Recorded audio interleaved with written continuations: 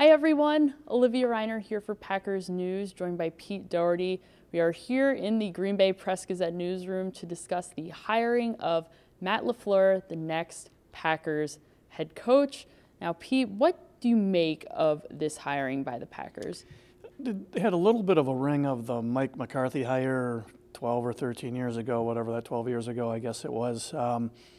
You know, a guy who was a little bit of a dark horse coming in, but offensive background. With McCarthy, they wanted somebody who would come in and could get Favre going again.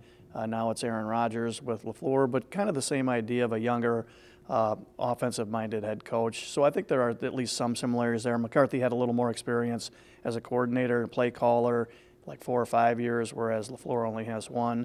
But similar in that way. And McCarthy was also coming off a bad season as a coordinator, and LaFleur's offense was like 25th or 27th this year. So some similarities there that obviously the performance in that season before didn't hurt their chances. They did something right in their interviews. Mm-hmm.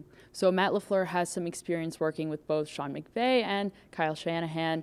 What do you think that experience that he's had in his past can bring to the Packers organization? Yeah, that had to be the biggest draw. I would guess he got good recommendations from both those guys. He's worked his entire career in the NFL with at least one, and for 4 years he worked for both of them at the same time.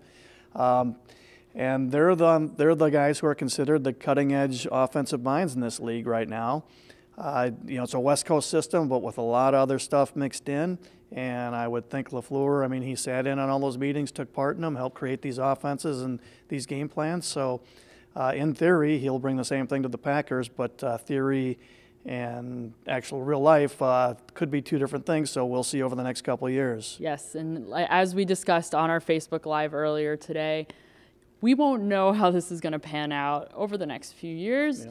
Time will tell whether or not he's going to be the right fit for the Packers, but it's going to be interesting to see how the next few seasons go regardless. So, of course, guys, if you are interested in more Packers news, head on over to our website. We'll have all the updates for you guys there. There is not a press conference at the moment that we know of because this isn't official news yet made from the organization. So once we know that, we will be there and we'll be filling you guys in on all of the latest information.